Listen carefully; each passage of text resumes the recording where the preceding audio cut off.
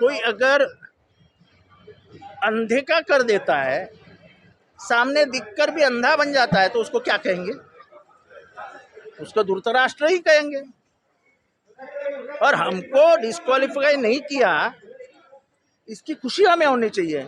हमको तो लग रहा था ये मैदान में आके कुश्ती छुड़ा देगा और हमको डिस्क्वालीफाई कर देगा, पर ये तो बोला तुम्हारी भी जीत हो गई और तुम्हारी भी जीत हो गई, मैं चला घर। अभी देखिए, आदरणीय जितेंद्र आव्हाड जी, आदरणीय संजय राउत जी और आदित्य ठाकरे जी जो कॉन्स्टिट्यूशनल एक्सपर्ट्स हैं, ऐसे विद्वानों के टिप्पणी के ऊपर जवाब देने के लिए मैं बहुत ही अपने आप को सीमित समझता हूं।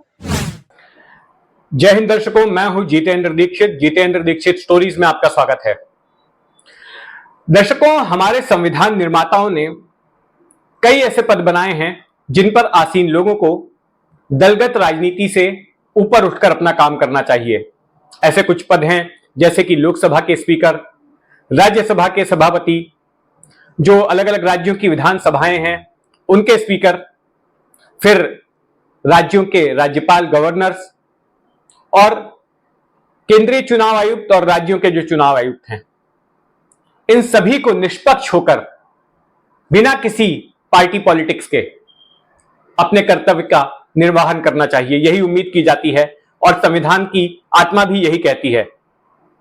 भले ही इन पद पर आए हुए लोग किसी भी राजनीतिक बैकग्राउंड से हों, उनका अपना झुकाव किसी भी राजनीतिक पार्टी की तरफ हो, लेकिन जब वे इन पदों पर बैठ जाते हैं तो उसके बाद वे दलगत राजनीति से ऊपर उठ जाते हैं और उनका कामकाज, या फिर जब कोई ऐसे सवाल आते हैं जहां पर उन्हें कोई फैसला लेना होता है, तो फिर उन्हें इस बात की परवाह नहीं करनी चाहिए कि वो किस पार्टी से बिलोंग करते हैं, किस पार्टी से आ रहे हैं।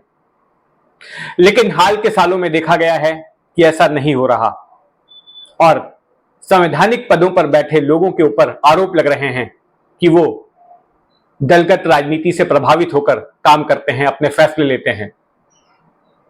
चाहे वो गवर्नर्स का मामला हो, आज हम देख रहे हैं कि जिन जिन राज्यों में गैर बीजेपी सरकार है, उन राज्यों में गवर्नर्स और सरकारों के बीच टकराव हो रहे हैं। तमिलनाडु में हम देख रहे हैं क्या हो रहा है, वहां के गवर्नर और सरकार आमने सामने हैं। केरल में भी यही हुआ, पश्चिम बंगाल में हो रहा है, और हमने अभी हाल ही में देखा कि झारखंड में जब पूर्व मुख्यमंत्री सोरेन को गिरफ्तार कर लिया गया, तो उसके बाद उनकी जगह पर जिन्हें नामांकित किया गया मुख्यमंत्री पद के लिए, तो उनको समय ही नहीं दिया जा रहा था कि वो सरकार बनाने का दावा पेश कर सकें।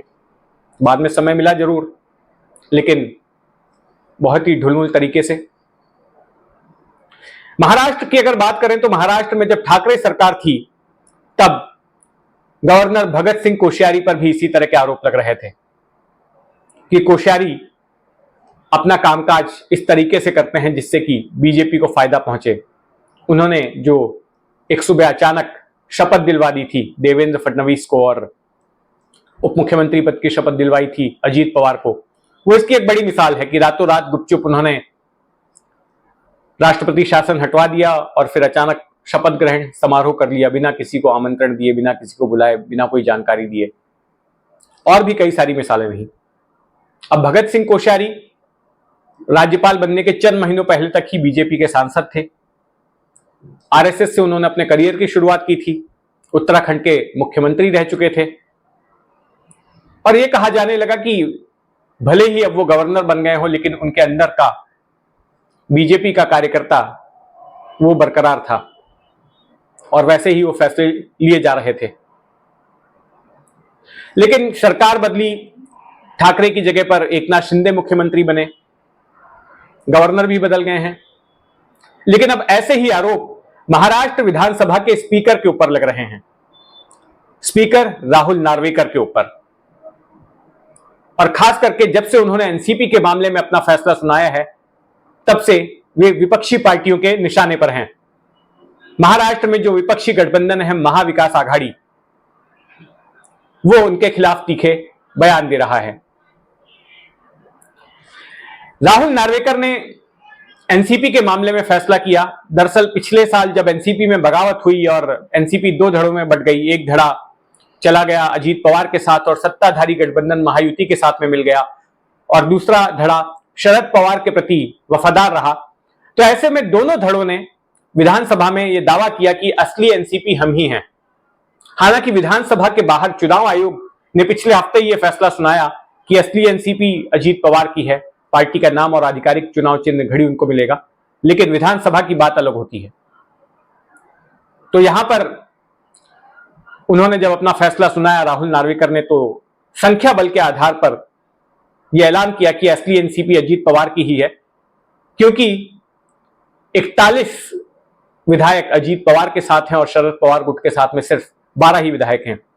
इसके साथ साथ उन्होंने यह भी कहा कि पार्टी में कोई फूट ही नहीं हुई है, पार्टी में फूट को उन्होंने माना ही नहीं। उनका कहना है कि पार्टी में बस गुट बन गए हैं, और अगर कोई शरद पवार की बात से असहमत होता है तो इसका मतलब यह नहीं कि वो पार्टी से बाहर हो गया है।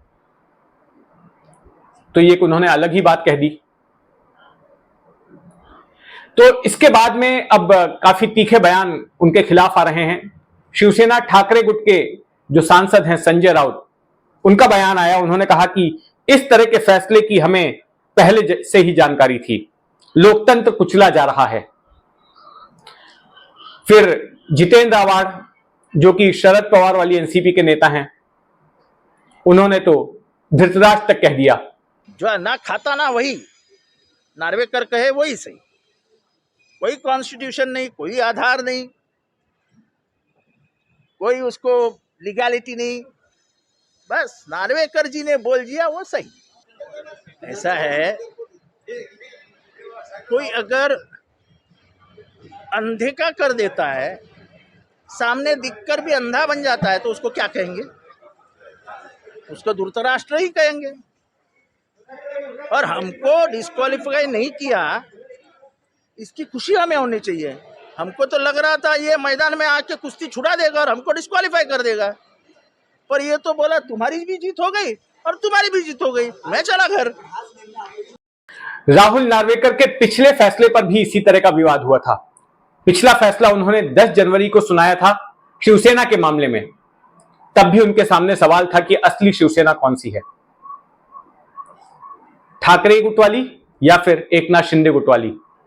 और फिर उन्होंने हवाला दिया कि जो चुनाव आयोग के पास में शिवसेना के संविधान की जो कॉपी है, उसके मुताबिक वो ये नहीं मान सकते कि उद्धव ठाकरे के पास ही शिवसेना रहेगी। और फिर उन्होंने संख्या बल का भी हवाला दिया और एकनाथ शिंदे वाली शिवसेना को ही असली शिवसेना मान लिया। इस मामले में भी उनका कहना है कि उन्होंने तमाम संवैधानिक नियमों को ध्यान में रखते हुए, संवैधानिक प्रावधानों को ध्यान में रखते हुए अपना फैसला सुनाया है।